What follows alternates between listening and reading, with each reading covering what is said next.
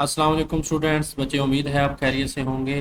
Twelfth class यानी कि FSc part 2 की बायोलॉजी तमाम पंजाब बोर्ड्स के लिए नई बुक जो है बेटा वो पब्लिश हो चुकी है। उम्मीद है कि एक दो वीक तक आपके जो है वो पास आ जाएगी प्रिंट होकर, लेकिन ये इसका जो ऑनलाइन वर्जन है ये आ चुका है। तो हम स्टार्ट करते हैं इंशाल्लाह। आज से ही तैयारी आप स्टार्ट करें। तो आप जो है इसको किताब आने से पहले पहले आप एक तो चैप्टर है इसके लाजमी कर लें। तो बेटा जो चैप्टर नंबर 13 है इसका, आपके 12 चैप्टर जो है वो आपको पता है कि 11th क्लास में पूरे हो चुके हैं। आप जो 13 चैप्टर से हम 12th से स्टार्ट लेंगे। चैप्टर है thermo regulation and osmo regulation. तो बेटा सबसे पहले मैं बताता चलूँ कि इस चैप्टर में से आपको कुल मिलाकर 11 नंबर का पेपर आना है। ठीक है। इससे पहले बेटा जो मैंने जो पेयरिंग स्कीम है उसके ऊपर बड़ी ज़बरदस्त वीडियो बना दी है कि हर चैप्टर से कितने नंबर का पेपर आना है, कौन से चैप्टर इंपॉर्टेंट हैं। ठीक है। और कौन सा चैप्टर है आप बिल्कुल छोड़ दें तो वो आपकी जो है वो तैयारी हो सकती है, फिर भी आपके मार्क्स पे कोई फर्क नहीं पड़ेगा, यानी कि आप 85 में से 85 मार्क्स ले सकते हैं। एक नंबर का बेटा एमसीक्यू आना है। अच्छा, वो वीडियो जो है वो मैं कमेंट सेक्शन में लगा देता हूँ, या जहाँ पे ये लेक्चर एंड हो रहा है तो वहाँ पे एंड स्क्रीन पे भी आपको नजर आ जाएगी। एक नंबर का एमसीक्यूज है बेटा, 6 नंबर के 3 शॉर्ट क्वेश्चन है और 4 नंबर का लॉन्ग है। और इस चैप्टर का जो पेयर बना है चैप्टर नंबर 13 का thermo regulation and osmo regulation का, इसका पेयर बना है चैप्टर नंबर 25 के साथ, यानी कि इकोलॉजी वाले के साथ। इसका मतलब है जो 8 नंबर का लॉन्ग आना है वो पार्ट्स की सूरत में आना है। 4 नंबर का लॉन्ग बेटा आपको चैप्टर नंबर 13 में से आ जाना है, 4 नंबर का 25 में से। 13 और 25 जो चैप्टर है इनका पेयर बना है आपस में। तो ये दो चैप्टर बड़े आसान हैं। मैंने वो पेयरिंग वाली वीडियो में बड़े अच्छे तरीके से समझाया कि किस तरह आप कौन से चैप्टर कर लें।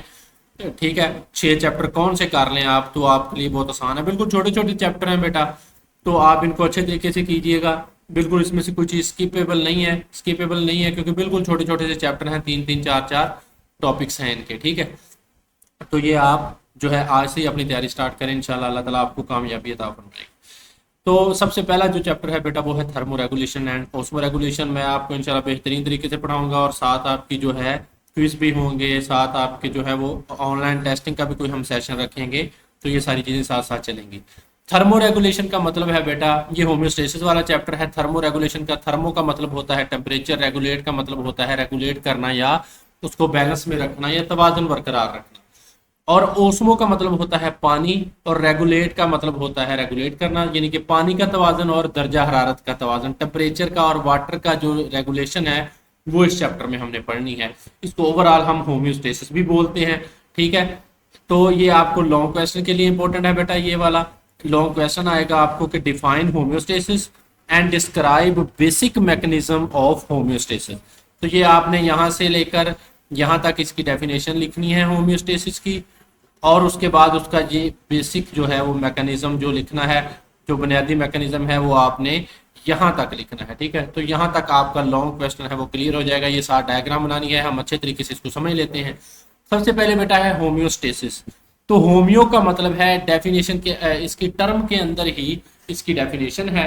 होम्यो का मतलब होता है सेम और स्टेसिस का मतलब होता है स्टेबल रखना। ठीक है। यानी कि एक खास कंडीशन को स्टेबल रखना। अब जो मैंने इसका जो मतलब बताया है, ठीक है, वो यहाँ पे आपको जो कीवर्ड्स हैं वो भी शो हो रहेंगे, डेफिनेशन में आपको शो हो रहे होंगे।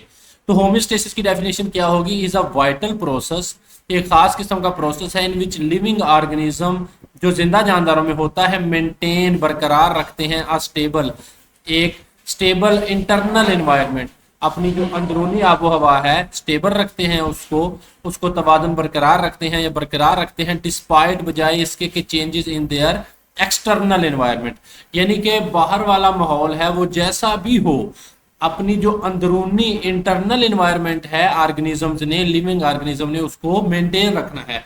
इसकी मिसाल यूं लें बेटा, हमारे जिस्म का दर्जा हरारत 37 पे रहता है, 37 डिग्री पे। उस वो अगर बाहर की, आपको पता है गर्मियों में हमारा टेम्परेचर जो है बाहर वाली आबो हवा का वो जाता है 45 तक, और सर्दियों में जाता है माइनस तक भी चला जाता है। तो उसके बावजूद डिस्पाइट दिस हमारे जिस्म का जो इंटरनल इन्वायरमेंट है वो हमेशा, टेम्परेचर की इन्वायरमेंट है वो 37 पे रहती है, क्योंकि हमारे जिस्म के एंजाइम 37 पे ही काम करते हैं, 37 डिग्री सेल्सियस पे। ठीक है। तो इसका मतलब ये हुआ कि होम्योस्टेसिस का मतलब ये नहीं है किसी चीज को कम करना या किसी चीज को ज्यादा करना, इसका मतलब है स्टेबल रखना, यानी कि एक खास जो सेट पॉइंट है उसके ऊपर रखना। अगर उससे ऊपर या नीचे हो रही होगी तो उसको दोबारा लाकर स्टेबल पॉइंट है जो सेट पॉइंट है उस पे उसको बरकरार रखना है। तो ये होम्योस्टेसिस है। अच्छा, homeostasis consist of a wide range of mechanism. अच्छा, ये आगे ये चीज लिखने की जरूरत नहीं है, ठीक है, ये बस इसमें आपने ये चीजें की याद रखनी है। तो बेटा लॉन्ग क्वेश्चन का मतलब ये नहीं होता कि आपने कहानियां छापनी है, चार नंबर का लॉन्ग क्वेश्चन होता है, टाइम भी थोड़ा होता है। तो बस उसको आपने मेन पॉइंट जो लिखने हैं मीनिंगफुल वे में थोड़ा थोड़ा लिख दें तो नंबर पूरे मिलते हैं। ये हमारा तजर्बा है बेटा, हमने भी एग्जामिनेशन के प्रोसेस से हम गुजरे हुए हैं, ठीक है। तो लंबी कहानियों का नंबर कोई नहीं मिलता, सीधी बात है। मैंने बताया है कि कीवर्ड जो आपकी बुक पे होते हैं वो खास किस्म के डेफिनेशन के, और वो जो पेपर चेकर होता है बस वो उन्हीं को खंगालता है। अगर वो उसको मिल जाए तो उसके पास भी इतना टाइम नहीं होता कि वो एक एक चीज आपकी कहानी पढ़े, ठीक है। तो वो मेन चीजों को देखता है, आपने मार्कर के साथ हाईलाइट की होगी ना सारी चीजें, तो वो सारी हो जाएंगी, ठीक है। तो बेसिक मैकेनिज्म ऑफ, अच्छा उसके बाद अब हम पढ़ रहे हैं कि homeostasis consist of a wide range of mechanism that work together to regulate the body's internal environment. उसने ये बताया कि इसमें बहुत सारे मैकेनिज्म शामिल हैं जो कि होम्योस्टेसिस करवाते हैं, हमारे इंटरनल एनवायरनमेंट को स्टेबल रखते हैं। अच्छा, ये चीज इंपॉर्टेंट है कि इंपॉर्टेंट प्रोसेस कौन से हैं होम्योस्टेसिस के, ठीक है। तो होम्योस्टेसिस के इंपॉर्टेंट प्रोसेस हैं थर्मो रेगुलेशन यानी कि टेम्परेचर को बरकरार रखना, दूसरा है ओस्मो रेगुलेशन यानी कि पानी को बरकरार रखना तवाजन, और एक्सक्रीशन यानी कि जिस्म से जो वेस्ट प्रोडक्ट्स हैं जैसे पसीना है इसको निकालना, फुजला वगैरह है उसको निकालना, तो ये इसमें आ जाएगा। आगे है बेसिक मैकेनिज्म ऑफ होम्योस्टेसिस। इसमें बेटा जो है इसके भी तीन एलिमेंट्स हैं। अब ये ऊपर वाले नीचे वाले को मिक्स नहीं करना, ये होम्योस्टेसिस के जो मैंने ऊपर आपको बताए हैं ये प्रोसेस हैं, ठीक है, जिसमें थर्मो रेगुलेशन आता है, ओस्मो रेगुलेशन और एक्सक्रीशन आता है। ये जो नीचे हम पढ़ने लगे हैं रिसेप्टर्स, कंट्रोल सेंटर और इफेक्टर्स, ये मैकेनिज्म का हिस्सा है। तो लॉन्ग क्वेश्चन में आपने ये मैकेनिज्म लिखना है, ठीक है। तो बेसिक मैकेनिज्म ऑफ होम्योस्टेसिस में क्या क्या आता है, homeostasis is maintain through the collaboration, यानी कि इसमें कोलैबोरेशन होती है मुख्तलिफ मैकेनिज्म की, 3 एसेंशियल एलिमेंट्स, ठीक है। तो 3 एसेंशियल एलिमेंट्स हैं। सबसे पहले जो रिसेप्टर्स हैं रिसीव करेंगे, कंट्रोल सेंटर को पैगाम भेजेंगे रिसीव करके, इफेक्टर क्या है रिस्पॉन्स क्रिएट कराएंगे यानी कि रद्द अमल जो है वो शो करवाएंगे। इसको समझने के लिए आप ये डायग्राम समझे, जारी बात है इसको आपने ड्रा तो करना ही है। देखें बेटा आप समझ लें, जहन में एक तस्वीर बनाएं कि ये डायग्राम का तल्लक ना हमारे जिस्म के टेम्परेचर से है जो कि इंटरनल कंडीशन है, होम्योस्टेसिस में है। ये जो सीधा आपको नजर आ रहा है ये तवाजुन है, यानी कि ये स्टेबल इंटरनल हमारे जिस्म का टेम्परेचर है। इसको आप कंसीडर करें कि ये 37 पे है, ये मैंने 37 लिख दिया, 37 सेल्सियस है, ठीक है। अब इसमें अगर ये थोड़ा सा ऊपर जाएगा 37 से 38 में जाएगा तो फिर भी ये इम्बैलेंस है। अगर ये 37 से थोड़ा सा नीचे आ जाएगा 36 35 हो जाएगा तो फिर भी ये इम्बैलेंस है। तो होम्योस्टेसिस कब है, बैलेंस कब है, स्टेबल कब है, जब ये 37 पे है, ठीक है। तो ये जो इंटरनल कंडीशन है ये हमारे जिस्म की जो है वो स्टेबल रखनी है, बिल्कुल इस तरह। अब देखें कि ये टेम्परेचर मैं कहता हूं कि थोड़ा सा जो है वो उसमें कमी बेशी आई है, ठीक है। तो इस चेंज को कौन डिटेक्ट करेगा, तो चेंज, अच्छा सबसे पहले हम इसको क्या नाम देंगे, ये जो इम्बैलेंस है हम कहेंगे change in internal environmental condition, यानी कि हमारे जिस्म की जो इंटरनल एनवायरमेंट है उसमें तब्दीली आई है, कोई ना कोई टेम्परेचर में तब्दीली आ गई है, ठीक है, या किसी और चीज में, या सर्दी लग रही है, ठीक है, उसमें तो उस सारी चीज को, ठीक है। तो इस चेंज को डिटेक्ट कौन करेगा, चेंज डिटेक्टेड बाय रिसेप्टर्स। तो सबसे पहले रिसेप्टर मैदान में आएंगे, ठीक है। हमारी जिल्द रिसेप्टर हो सकती है, हमारी आंख कान, मुख्तलिफ किस्म के रद्द अमल के लिए मुख्तलिफ किस्म के रिसेप्टर्स होंगे मुख्तलिफ किस्म के प्रोसेस के लिए। तो रिसेप्टर क्या करेंगे, information send to control centre. तो ये कंट्रोल सेंटर को क्या है बेटा, इंफॉर्मेशन सेंड कर दी जाएगी। तो रिसेप्टर रिसीव करेंगे, एक काम करेंगे, दूसरा क्या करेंगे, कंट्रोल सेंटर को भेज देंगे। ये कंट्रोल सेंटर होते हैं ना, हमारा ब्रेन होता है या स्पाइनल कॉर्ड होता है, ठीक है। तो अगर तो हमारा मिसाल के तौर पर टेम्परेचर की हम बात कर रहे हैं तो जो कंट्रोल सेंटर है बेटा हमारा वो है यहाँ पे दिमाग में हाइपोथैलेमस होता है जो हमारे टेम्परेचर को कंट्रोल करता है, ठीक है। तो कंट्रोल सेंटर फिर क्या करेगा, इस पैगाम को, इसमें जो इंटरन्यूरॉन्स होंगे वो पैगाम को मैसेज सेंड टू इफेक्टर, वो इफेक्टर्स को पैगाम भेज देगा। अब यहाँ पे जो इफेक्टर होंगे वो रिस्पॉन्स क्रिएट कराएंगे। तो इफेक्टर क्या करेंगे, response of effector to return to the condition to the normal. अब वो इफेक्टर क्या करेंगे कि वो दोबारा से ये जो कमी बेशी आई थी, ऊपर नीचे हुआ था, इसको दोबारा से ये सीधी लाइन में बिल्कुल स्टेबल कंडीशन में कर देंगे जो इफेक्टर होंगे। तो बेटा हम यहाँ पे मिसाल ले रहे हैं टेम्परेचर की, कि टेम्परेचर हमारे जिस्म का जो है वो थोड़ा सा ज्यादा हो गया था। अब ये जो ज्यादा टेम्परेचर हो गया था हमारे जिस्म का, तो इस पे क्या होगा कि इफेक्टर कौन से होंगे, हमारे जो होंगे वो मसल्स इफेक्टर होंगे, ठीक है। तो हमारे एक तो हमारी खून की नालियां होंगी वो खुली हो जाएंगी, ठीक है। तो वो क्या करेंगी, उसमें से जो खून का बहाव है वो ठीक हो जाएगा। वो जब ब्लड है वो एक खुली नालियों से गुजरेगा तो वो टेम्परेचर है वो कम होने में मदद मिलेगी। और दूसरा जो रिस्पॉन्स होगा, दूसरे फैक्टर होंगे बेटा, वो होंगे हमारे स्वेट ग्लैंड्स। जो हमारे पसीने वाले ग्लैंड्स हैं वो पसीना खारिज करना शुरू कर देंगे, ठीक है।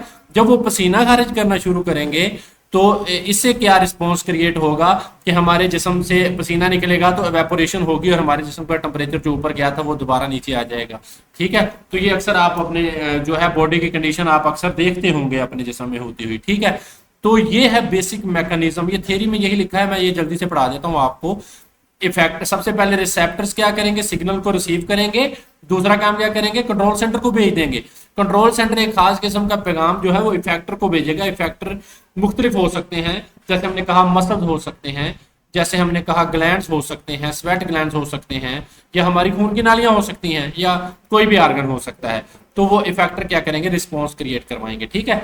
तो जब आपने ये लॉन्ग लिखना है तो आपने बस मेन कीवर्ड लिखने हैं। तो सबसे पहला मैकेनिज्म का पार्ट एलिमेंट क्या है, रिसेप्टर्स। तो रिसेप्टर्स क्या हैं, या इन्हें हम सेंसर्स भी बोलते हैं। आर स्पेशलाइज्ड स्ट्रक्चर, से खास किस्म के स्ट्रक्चर हैं ये। इनमें इसकी मिसालें क्या हैं, ऑर्गन्स हैं। अब ये एमसीक्यूज के तौर पर भी इंपॉर्टेंट है कि रिसेप्टर में कौन कौन सी चीजें शामिल हैं। ऑर्गन्स हैं, टिश्यूज हैं, सेल्स हैं, या फिर सब सेलुलर कंपोनेंट्स हैं, यानी कि organelles that detects changes in the internal और एक्सटर्नल एनवायरनमेंट। तो ये रिसेप्टर का एक काम है कि ये चेंजेस को डिटेक्ट करेंगे। अब ये एक चीज है कि डिटेक्ट करेंगे, यानी कि उसको, ठीक है, उसको सेंस करेंगे। दूसरा काम क्या करेंगे, they also transmit the information of changes to the control centre. तो दूसरा क्या काम करेंगे कि इंफॉर्मेशन को ट्रांसमिट करेंगे या सेंड करेंगे, ठीक है। कहाँ, कंट्रोल सेंटर की तरफ, जैसे मैंने आपको बताया कि रिसीव किया और कंट्रोल सेंटर की तरफ भेज दिया। मिसाल दी गई है, फॉर एग्जाम्पल आपने एग्जाम्पल लाजमी लिखनी है। Receptor cell present in the skin can detect changes in temperature, ठीक है। हमारी स्किन में जो रिसेप्टर होते हैं वो क्या कर सकते हैं कि टेम्परेचर की तब्दीलियों को डिटेक्ट कर सकते हैं, हमारी जिल्द में जो होते हैं, ठीक है ना। मिसाल के तौर पर similarly receptor cells in the blood vessels can detect changes in blood pressure and pass information to the control center। अब ये दो मिसालें दी गई हैं कि हमारी जिल्द में जो रिसेप्टर्स होते हैं, हम रिसेप्टर के बारे में पढ़ रहे हैं, वो टेम्परेचर में तब्दीलियों को डिटेक्ट कर सकते हैं। और हमारी जो ब्लड वेसल्स रिसेप्टर सेल्स होते हैं ब्लड वेसल्स में, खून की नालियों में, आर्टरीज में, वेन्स में या कैपिलरीज में, वो क्या करते हैं, वो ब्लड प्रेशर में जो चेंज आएगी उसको डिटेक्ट करके एक खास किस्म का पैगाम कंट्रोल सेंटर यानी कि ब्रेन या स्पाइनल कॉर्ड को भेजेंगे, जिसके हम आगे पढ़ेंगे। कंट्रोल सेंटर दूसरे नंबर पे इसको पैगाम भेज दिया है, किसने, रिसेप्टर्स ने, ठीक है। तो कंट्रोल सेंटर क्या करेगा, ये क्या काम करेगा, the control centre receive information from the receptors. इन्होंने जो पैगाम भेजा था रिसेप्टर्स ने, उसको अब कौन रिसीव करेगा, कंट्रोल सेंटर। प्रोसेस एक काम ये करेगा कि रिसीव करेगा इंफॉर्मेशन को, फिर उस इंफॉर्मेशन को प्रोसेस करेगा, उसका एक खास किस्म का तज्जिया करेगा कि ये किसके मुतालिक आई है, ठीक है। उसको इंफॉर्मेशन को प्रोसेस करेगा and send appropriate message to the effectors, यानी कि इन इफेक्टर्स को मैसेज भेज देगा, ठीक है। तो कंट्रोल सेंटर दो काम करेगा, दो किस्म के, रिसेप्टर से मालूमात लेगा, उनको इंटीग्रेट करेगा, उनको प्रोसेस करेगा और इफेक्टर की तरफ भेज देगा। बेसिकली ये तीन काम। These messages ensure that the internal environment remains within a narrow range of set points, ठीक है। तो अब उसने, ये मैंने आपको सेट पॉइंट की बात बताई थी, तो सेट पॉइंट लफ्ज यहाँ पे आ भी गया है, ठीक है। सेट पॉइंट का मतलब है कि एक खास, जहां पे जिस्म के तमाम जो है वर्किंग एक ऑप्टिमली वर्क करता है ना जिस्म, यहाँ पे जिस्म बेस्ट वर्क करता है हमारा, वो चाहे वो टेम्परेचर हो, चाहे वो जिस्म में मौजूद शुगर लेवल हो या कुछ भी हो, उस लेवल पे, उस सेट पॉइंट पे जो अल्लाह ताला ने बनाकर भेजा है, उस सेट पॉइंट पे रखना है हमारे जिस्म के इंटरनल एनवायरनमेंट को, ठीक है। अगर टेम्परेचर है तो उसका सेट पॉइंट 37 है, अगर ग्लूकोज है तो उसका एक खास सेट पॉइंट है, कि खाने के बाद इतनी होनी चाहिए, खाने से पहले इतनी होनी चाहिए, फास्टिंग में भूख में इतनी होनी चाहिए, ठीक है। तो वो सेट पॉइंट्स 2-3 किस्म के, तो उस सेट पॉइंट में रखने को इंश्योर कौन कराता है? Control centre. यानी कि वो पैगाम को एक खास किस्म की हिदायत देकर भेजेगा इफेक्टर्स की तरफ कि आपने ये खास काम करना है। These set points are optimal for the body's function. यानी कि ये जो सेट पॉइंट होते हैं अल्लाह ताला ने रखे हैं कि ग्लूकोज इतनी है, टेम्परेचर इतना है, ये ऑप्टिमल होते हैं, ऑप्टिमम होते हैं। मिसाल के तौर पर ऑप्टिमम टेम्परेचर आपने पढ़ा था एंजाइम वाले चैप्टर में 9th क्लास में कि ऑप्टिमम टेम्परेचर वो होता है जिसपे जिस्म के एंजाइम बेस्ट वर्क करते हैं, ठीक है। तो ये सारी चीजें ऑप्टिमम टेम्परेचर और सारी चीजें आपने पढ़ी थी। Optimal for the body's function, the brain, spinal cord and endocrine glands are control centre in the homeostasis. तो कंट्रोल सेंटर की एग्जांपल्स क्या हैं? ब्रेन है, स्पाइनल कॉर्ड है और एंडोक्राइंस हैं, ठीक है, एंडोक्राइन ग्लैंड्स हैं हमारे ये। तो रिसेप्टर्स की मिसालें, ठीक है, रिसेप्टर की मिसालें दो हमने पढ़ी है, स्किन के रिसेप्टर्स हैं और ब्लड वेसल्स में रिसेप्टर्स हैं। और उसके अलावा कंट्रोल सेंटर की मिसाल हमने क्या पढ़ी है? ब्रेन है और स्पाइनल कॉर्ड है जो कि सेंट्रल नर्वस सिस्टम का हिस्सा है, और हमारे एंडोक्राइन ग्लैंड्स हैं, ठीक है। उसके बाद है बेटा इफेक्टर्स। इफेक्ट कास्ट करवाना है, नाम इनका शो कर रहा है कि कोई ना कोई रिस्पॉन्स कास्ट करवाना है। तो effectors are the parts of the body which respond when they receive messages from the control centre. इस कंट्रोल सेंटर से जो पैगाम आया है उसको इस इफेक्टर ने रिसीव करना है। Muscles and glands act as receptors. तो इफेक्टर्स, तो जो मसल हैं और ग्लैंड्स हैं ये इफेक्टर के तौर पर काम करते हैं। तो ये मिसालें हैं किसकी? इफेक्टर्स की। हर एक की दो मिसालें आपने लाजमी देनी है। तो आपका लॉन्ग क्वेश्चन में इंशाल्लाह आपको पूरे नंबर मिलेंगे। मसल्स किस तरह इफेक्ट प्रोड्यूस करवाते हैं? Muscles respond by contracting while glands release their secretion. अब मसल किस तरह इफेक्ट करवाएंगे?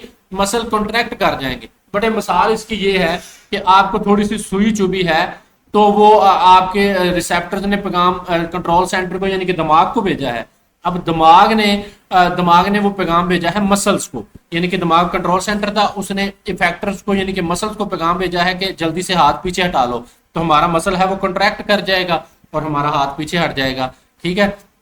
हमारा हाथ वो उस जो भी है आग के करीब था या सुई लगी है तो वो उससे पीछे हो जाएगा। तो muscles respond by contracting while glands क्या करेंगे? अपनी वो सिक्रीशन को सिक्रीट करेंगे। जी हम इसको मजीद आगे भी पढ़ेंगे। In this way the responses of the effectors restore the internal environment to it set points. तो इन इफेक्टर्स की एक खास जो रिस्पॉन्स है, रद्द अमल है, उसकी वजह से हमारा जो अंदरूनी एनवायरनमेंट है वो एक खास सेट पॉइंट पे आ जाती है, ठीक है।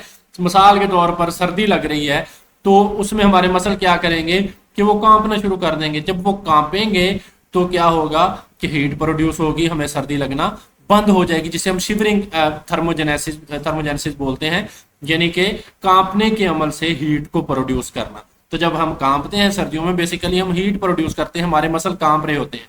तो मसल इस तरह भी फैक्टर के तौर पर काम करते हैं। For example when the body temperature drops below the set point, effectors in the skin and muscle cause shivering and vasoconstriction। तो क्या होता है कि जब हम हमारे जिस्म का टेम्परेचर है वो ड्रॉप होता है एक सेट पॉइंट से, ठीक है, यानी कि 37 से नीचे चलता है, सेट पॉइंट 37 है, तो हमारे इफेक्टर्स क्या होते हैं स्किन में और मसल में, ठीक है। वो क्या करते हैं? शिवरिंग मतलब कांपना शुरू करते हैं। एंड वैजोकंस्ट्रिक्शन, वैजो मतलब आपकी जो ब्लड वेसल्स हैं, ठीक है, और कंस्ट्रिक्शन का मतलब है तंग हो जाना। दो किस्म के प्रोसेस होते हैं, एक वैसो कंस्ट्रिक्शन होता है, एक वैसो डायलेशन होता है। वैसो कंस्ट्रिक्शन में क्या होता है? वैसो कंस्ट्रिक्शन में हमारी खून की नालियां तंग हो जाती हैं और वैसो डायलेशन में खून की नालियां खुल जाती हैं। तो ये ये जो रद्द अमल शो करवाया जाता है ये मुख्तलिफ किस्म के अफाल करवाने के लिए शो कराया जाता है। तो जब वैसो कंस्ट्रिक्शन करवाई जाएगी, खून की नालियां तंग करवाई जाएंगी, तो वो खून थोड़ा सा क्या रुकावट के साथ गुजरेगा तो वो उससे भी हीट प्रोड्यूस होगी, ठीक है।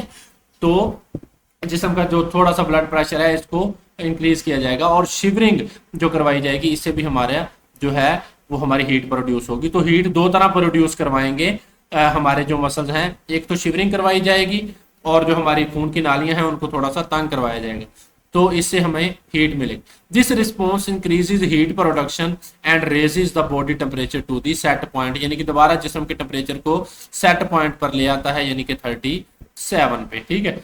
तो ये था हमारा बेटे टॉपिक होम्योस्टेसिस। और बेटा जो वीडियो है मैं आपको यहाँ पे कमेंट सेक्शन में दे देता हूँ, ये आपको एंड स्क्रीन पे भी नज़र आ रही है पेयरिंग वाली। ये आप देखिएगा, लाजमी मैंने इसमें अच्छे तरीके से बताया है कि आप कौन कौन से चैप्टर हैं वो सिलेक्ट करेंगे और कौन कौन से चैप्टर लॉन्ग के लिए, शॉर्ट के लिए इंपॉर्टेंट है, ईच एंड एवरीथिंग मैंने बताई है। तो ये बेटा हमारा जो पहला लॉन्ग क्वेश्चन था इस चैप्टर का, चैप्टर नंबर 13 का, तो वो हमने ये लॉन्ग क्वेश्चन क्लियर कर लिया। अगर कोई भी मसला है बेटा तो आप कमेंट सेक्शन में मुझे मैसेज करें, मैं यहाँ पे कमेंट करें, मैं आपको रिस्पॉन्स दूंगा, या चैनल पे मेरा व्हाट्सएप नंबर है, किसी किस्म की कोई आपको इन्फॉर्मेशन चाहिए तो चैनल से मेरा व्हाट्सएप नंबर लें और व्हाट्सएप करें, तो मैं यहाँ पे हाजिर हूँ। चलें बच्चे, बहुत शुक्रिया, वीडियो को काइंडली लाइक कर दीजिएगा ताकि आपके पास मेरी वीडियोस अपडेटेड आती रहें, और चैनल पे नए हैं, बिल्कुल आप नए होंगे तो आप काइंडली इसको सब्सक्राइब कर दीजिएगा। चलें बच्चे, बहुत शुक्रिया, अल्लाह हाफिज़।